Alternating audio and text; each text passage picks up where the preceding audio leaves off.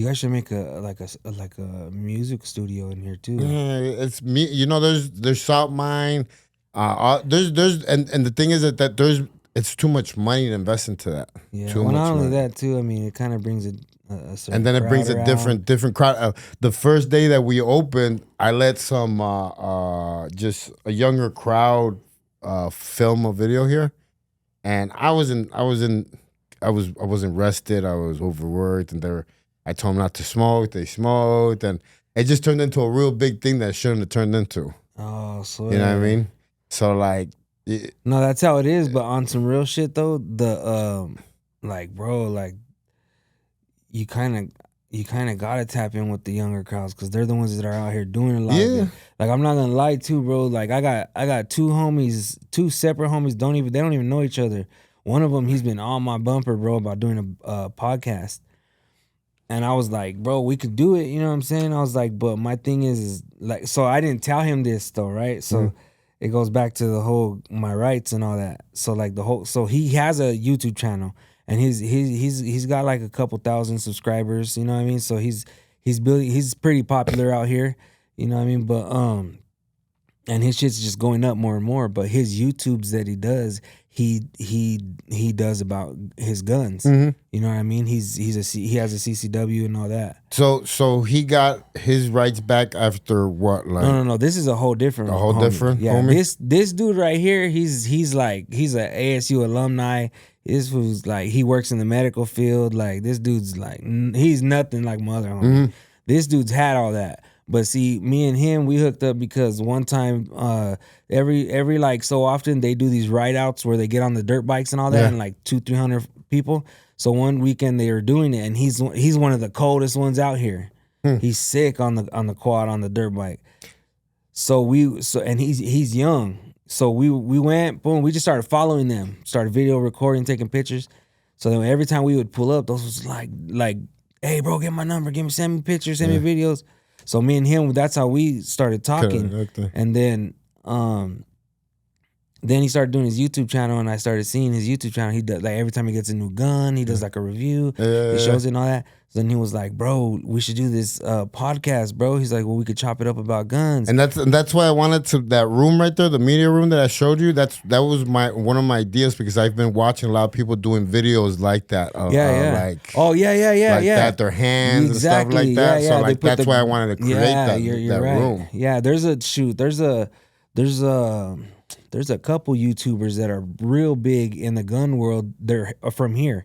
A lot of them are from here because of our laws. Yeah. But yeah, they do it like that too. Or they'll have like a desk, but they'll have the camera just shooting straight down at their hands. Well, in that room, we're gonna have the camera shooting straight down at their hands and the front angle. So it's gonna be 2 camera angles while you're doing the YouTube video. Yeah, that's dope. But he's been on me about it, bro. Let's do a podcast. Let's do about the guns and stuff. I'm like, hell yeah, we could do it, you know. But my whole thing was I didn't want to be on camera with guns because I was a felon. Yeah. You know what I mean? So I didn't tell him that though. And I was like, all right, we'll do it. We'll figure it out. He was like, I'll figure out my work schedule. And then finally, like once I was like literally weeks to getting my rights back, I said, look, bro, I'm going to be honest with you. I said, the only reason I kind of been bullshitting is because, bro, I'm a felon. But I'm about to get my rights back like literally in the next week or two. And he was like, hell yeah, bro, let's get it cracking, let's do it. Like that fool's like he had, bro, he's like, he has the right idea, like, bro, the way he acts on camera, he's perfect for all that, you know. But even with me though, I'm like, fuck, I don't know if I want to get on camera and do all that. You know what I mean? But now, even though now I could do it because I got my rights back, I'm good. I'm legit now. Yeah, but I mean, think about it like this, dog. Like, look at even let's go all the way back to what was that? That place where I went to go visit you, where you lived in front of that mall in Tempe.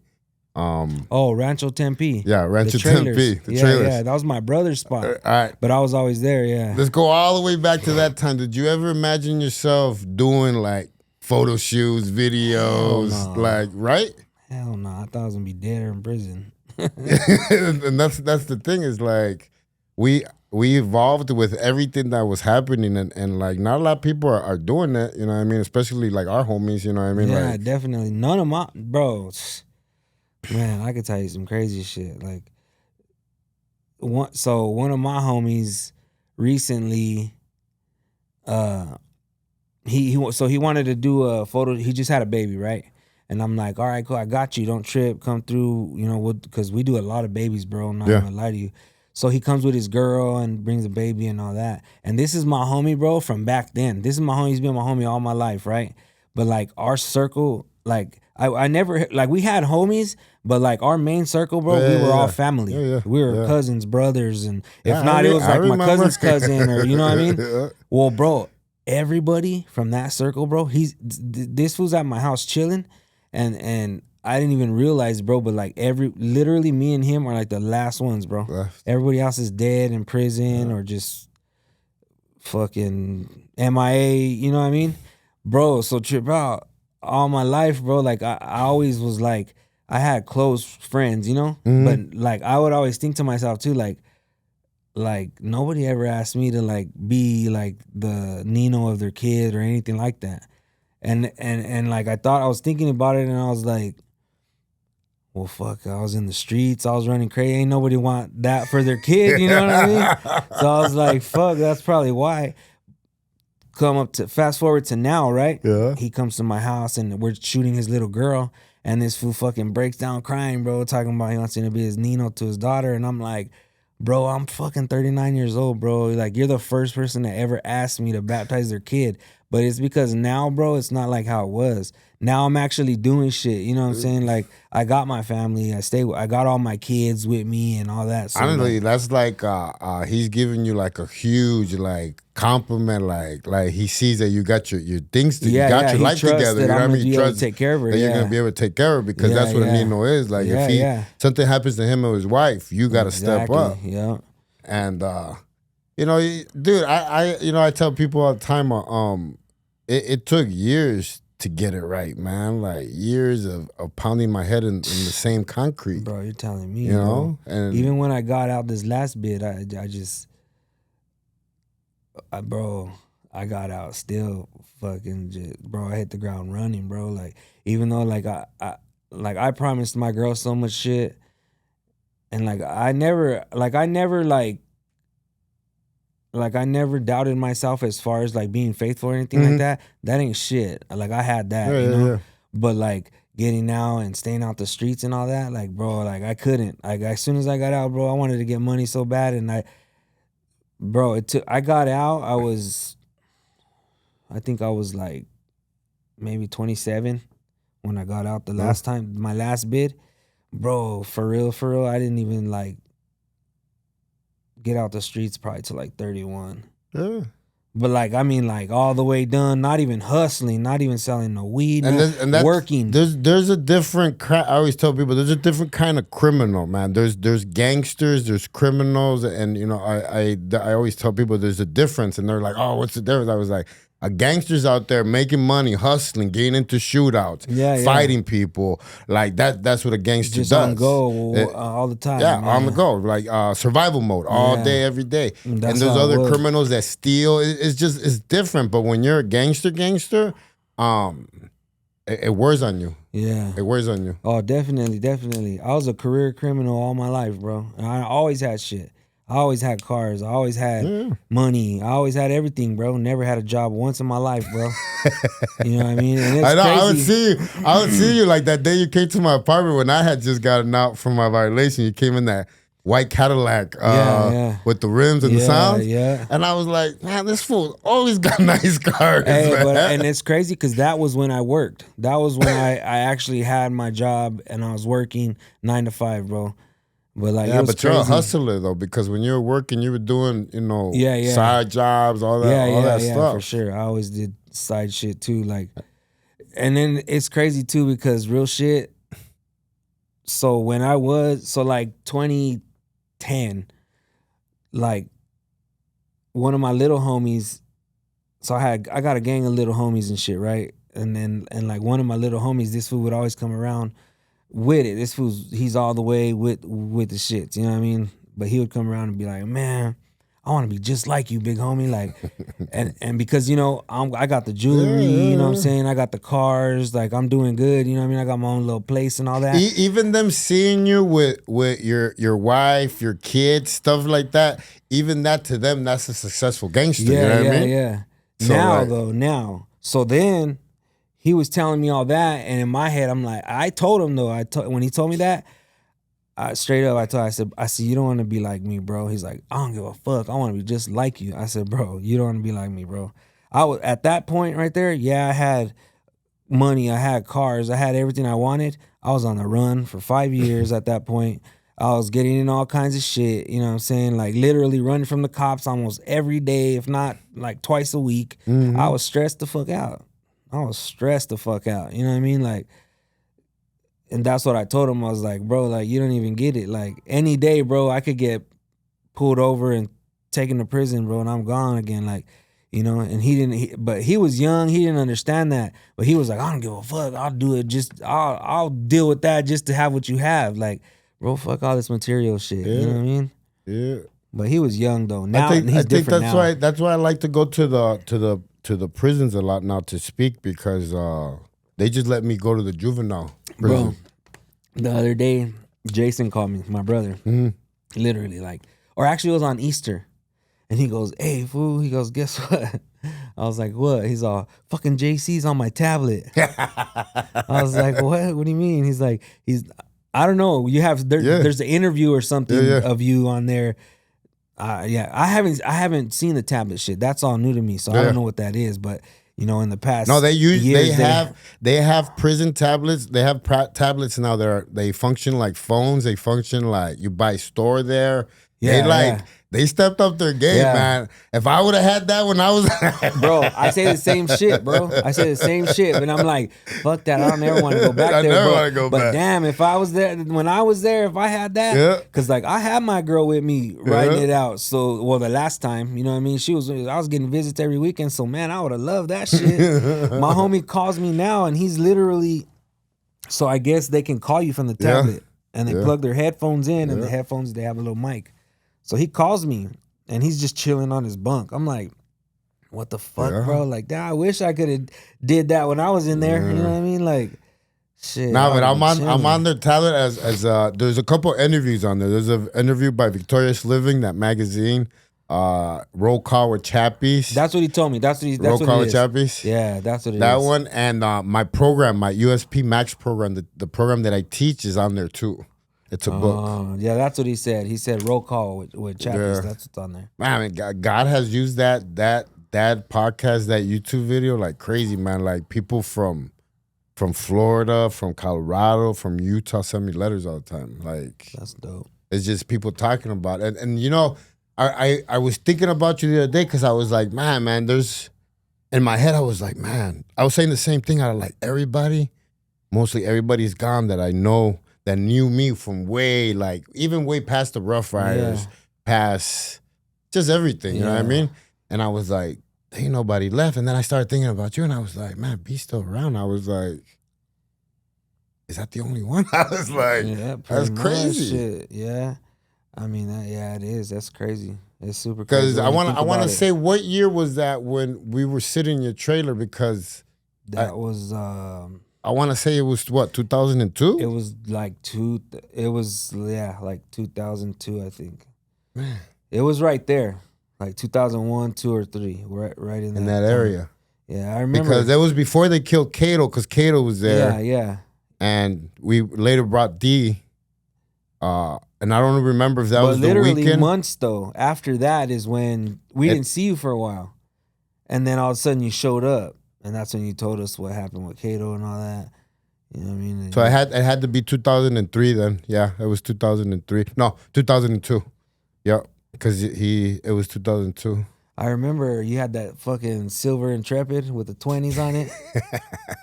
That's crazy.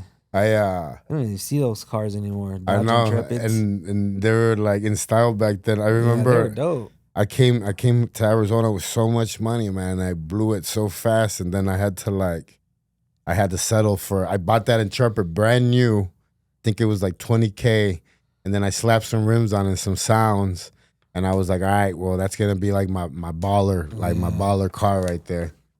But I remember all that shit, bro. I remember you used to always tell us, or like when you guys would come, and then you guys would be like, "Hey, we're gonna be out there riding the quads, pull up," you know. But we were too stuck in the hood. We were like, "Not." no, you guys were in the hood, and I remember when I remember you were the only one though that I don't know if it was you or anybody else, but get me good hydro, and that's back in the day when it wasn't like. Yeah, not just anybody. That's when it was hydro. Yeah, Nobody, yeah. If you tell one of these kids right now, can you give me some hydro? They're gonna be like, "What the fuck is that?" You know what I mean?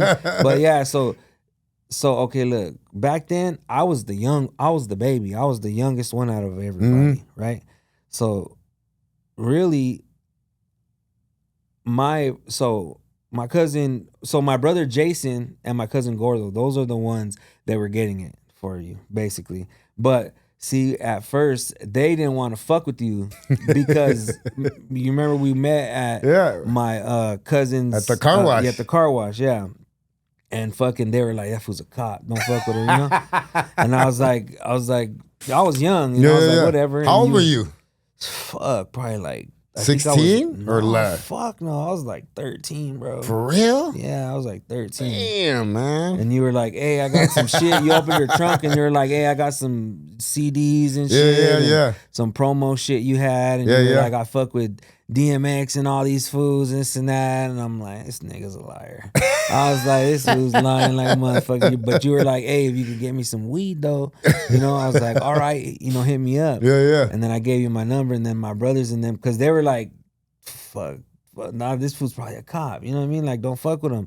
And then one time after that, I remember you hit me up. And then that's when you guys wanted some Doty or whatever. And then when you pulled up, these fools seen who you pulled up with and all that. And they were like, oh, shit, you know? Yeah. Damn, this motherfucker ain't a cop. Like, and then ever since then, that's when it was like, every time you would always come through and get some all I knew, that was my number one job. Every time DMX he was in town, I had to make sure I had the Doty. Yeah. And especially if Kato was going to fly in, like I had to make sure it was like top notch. I remember every time you would call or whatever, we would be, those fools would be, because I was young, bro. So like, of course, they're going to take over that part. At that time, I wasn't like selling weed or No. I didn't even know what the fuck it weighed. I didn't know none of that shit. Yeah. So, but those fools would get like a QP, you know what I mean? Because I remember you would call and be like, well, shit, everybody wants a zip, you know? So there's like 4 or 5 of them. So they would get a QP or a half pound or whatever. And then I remember you guys,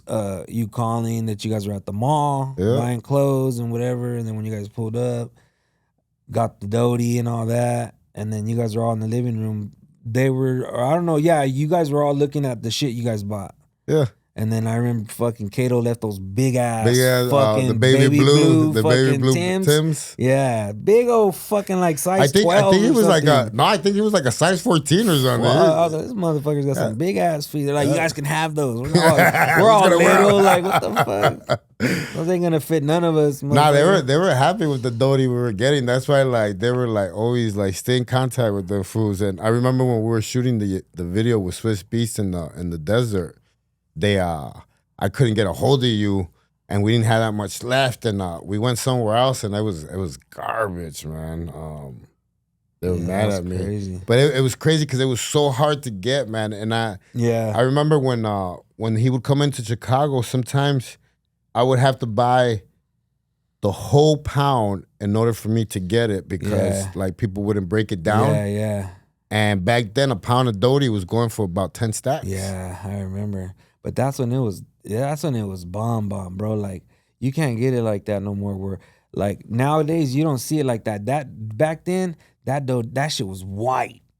It was fucking white. Like that's the shit I wish I could get. I feel like the weed from now, it's strong and everything, but it's because of chemicals. Exactly, it's too much. Bullshit. It's not like how they were growing the Doty back then. How they were really doing that. It's not. It's all. It's crazy. I was just watching some documentary yesterday on YouTube about, they call it. I didn't even know this either, but I know this happens though, because I ran into this shit too. But it was like maybe 5 years ago.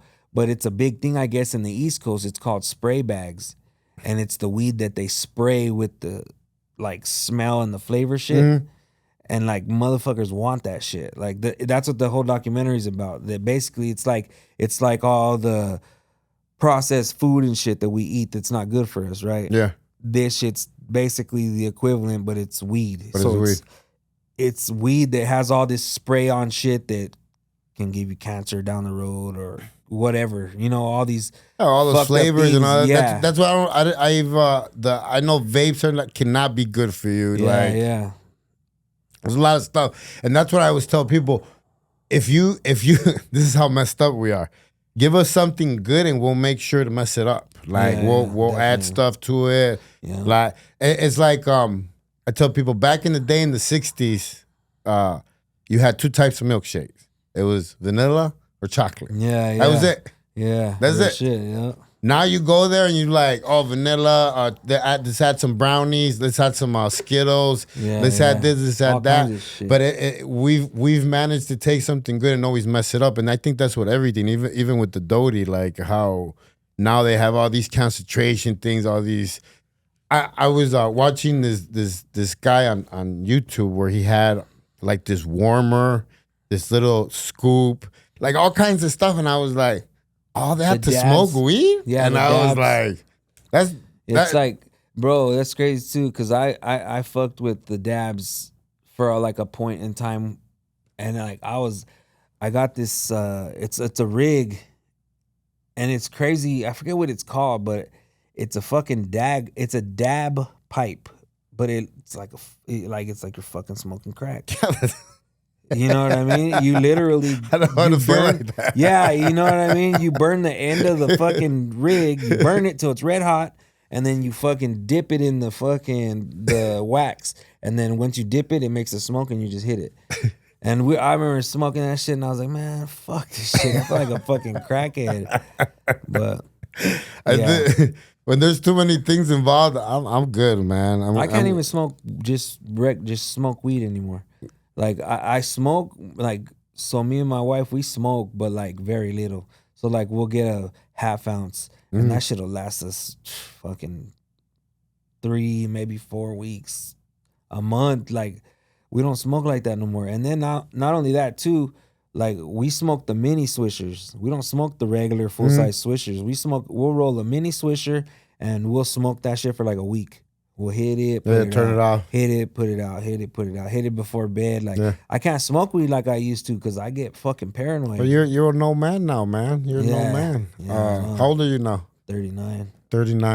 39, but in real life you're probably about 80 something years old. Yeah, real shit. And like an old soul pretty much because I want to say it for real, like.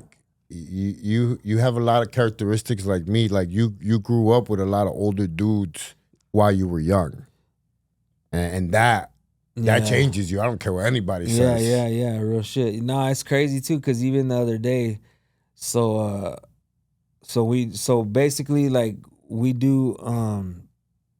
There's a couple comedians that come into town and we're their cameraman when they come, you know. So every time they do a show, we go do the show, whatever. Anyway, so they had a show this past weekend. And we were out there, whatever, and I seen one of my homies that he's a good homie. I've known him forever too. You know, he's one of those homies that like he's on my Facebook and my Instagram and shit. Yeah.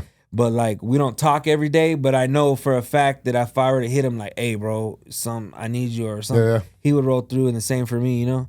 But anyways, so he was with somebody, a mutual friend of other people that I didn't know. I know of the guy, but I don't know him like that. And he was like, bro, I guess the dude was asking him like who's homie, you know? And he was like, shit, bro. He was like, real shit. He's like, we used to call that little motherfucker when he was 13 to come spray up the block when we were beefing with older motherfuckers. He's like, we would be beefing with grown men, and he's older than me. So they would have beef with fools and they would just hit me. Because back then, you know, I was young and fucking just dumb and ready for whatever. So like they would hit me like, "Hey, bro, these fools are tripping, come through," and you know. It's just different. It's different when you surround yourself with a lot of older guys that have done dirt, and they groom you. Like you grow up to be just You learn faster. You learn fast, you know, and you skip a whole almost generation or two, you know, depending how old they are that you're hanging with. But I've always hung out with older fools all the time, like, you know, and I have to believe that that's why we're still around, because like it gave us the edge to a lot of things where, like, I tell people, shoot, a lot of the times that they try to kill me, I saw it coming. You know, I saw it. That's why it gave me enough time to be able to move and do something. You know what I mean? Like, act accordingly. But it's all because people don't realize that when you're on the streets and you're hustling, you're doing all that stuff. It's like it's on the job training every day. Yeah, you're learning every day. Go, every day. One thing I was thinking about today when I was out there on the streets, I could never stay still at a light, because in Chicago a lot of fools get killed like that. So lights. you would get up to a red light, you just turn, even though you're not turning, you turn. Because you don't want to be at a stop. Yeah. And that's some street stuff, you know what I mean? Like, I was telling my son that too not that long ago. Like, even when you are at a light and say there is cars around you and in front of you, you never pull up to the car in front of you. Ever. You leave a good car space in front of you in case you gotta fucking get out of there, you know? Gotta move. Like, but that's just there's still a lot of shit that I do though that's just in me that'll probably never leave me, you know what I mean? That just how I move, you know. But I think it's good, bro, because like if something was to happen, an accident, something, you don't know nowadays. It's crazy out there. You'll be able to do what you have to do to protect your family, your kids, yourself. You know, that most people won't do. Yeah, for sure. But I, after being on the streets and all that, now you're a business owner. Now you're an entrepreneur. Now you're a family man. Yeah. Now, how many kids you have? 8. 8 kids. Yeah, 8 kids. 8 kids, man. And happily married. Yeah. Yeah, 11 years. Yeah. 11 years. Been together for 14 years. What's the name of your company? Like, just tell me a little bit of what you do and everything. Like, it's called AB Visuals. We just do photography, videography. You know, quinceañeras, weddings, whatever basically that involves a camera, you know? Okay. I'll do whatever. Anything. I'll do a rap video, a country video. I don't care, you know? I'll take pictures of your baby or your family, whatever it is, you know? And they can find you on Instagram. Yep. AB Visuals _Phoenix. And then you could also see a lot of my work on my Instagram. Yeah, he's done work for me, guys. He's done a lot of work for me, and I consider him honestly, I consider you family, man. Yeah, bro, we bros, bro. We've been through. It's been a long time. I mean, since 2002. Yeah, you know, since the day I moved out here. Well, before that, but because I met you before that. Yeah. So that 2002 was like when you were like coming through on a regular basis. Yeah. I met you like in 2001 when I first got here. Yeah. You know, because I was working at the car wash. So that car wash was some of my cousin's uncle. It was my cousin's uncle's car wash, and like we were just working there. You know what I'm saying? So yeah, I was like 14 or 13. I just not too long ago I interviewed a cop that works Guadalupe. And he was telling me about the gangs and all that stuff. Bro, right now. He was telling me it's crazy over there. Right now, bro, Guadalupe is crazy right now. No, he was telling me. He said that there's a lot of groups that just broke off. And and it's so small, so it's bro, I'm telling you, in the last month, bro, it's been crazy. Bro, so this past month, they do all the Fadi sales and all that. Mm-hmm. Well, while all that's going on, some fools went and shot up the church. So my wife's family, they're all from Guadalupe, you know? And then we're right up the street. Like, we know so much, for real, a lot of people that we deal with are in Guadalupe. But bro, even yesterday when I picked up my kids from school, I drive like 2 main lights away from Guadalupe, but fucking just undercovers. They're just smashing the Guadalupe in the middle of the day. I feel like, and this is just something that I've seen since I've been here in Arizona, since I got here. I feel like Guadalupe has its own culture, its own It does. its own like little. It's almost like it stands by itself. Yeah, it does. Definitely, it does. Yeah, it's almost like a little Mexico, you know. It just changes as soon as you go into that town. Everything changes. Yeah. And then it's not Phoenix cops, it's not Tempe cops, it's sheriffs. You know what I mean? But now it's like been like a lot of parts. Like I can't really say they gentrified it. They didn't gentrify it because it's still all the same people. There's not really too many white people at all. They just built a lot of new shit there. But like at one point before they started doing that, like bro, no bullshit. Even still right now, you can go pull through there and you literally see a mud shack. Like they still live in that shit. Like it's still, it's still Guad. Like, but yeah, no, it's bad right now though. There's a lot of people out there getting killed, and it's just they're it's embedded over there. I was telling that officer we were talking about. I was like, I feel like it's embedded in their culture, and there's a lot of hatred too from family to when there's hatred from family to another family. Those wars really never go away. You know what I mean? So sure.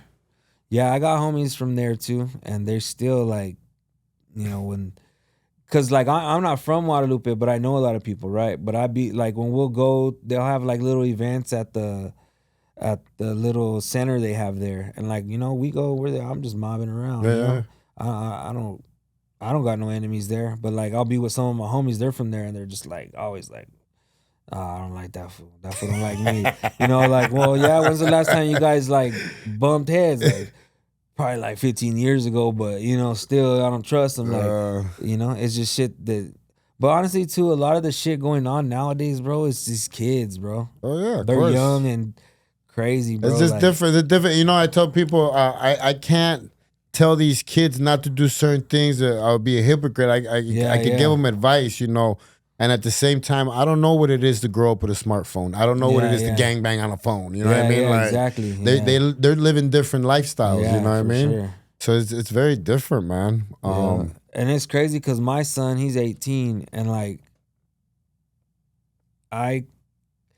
he gets mad at me because like I check up on him, or I'll see his location and see he's in a certain area, right?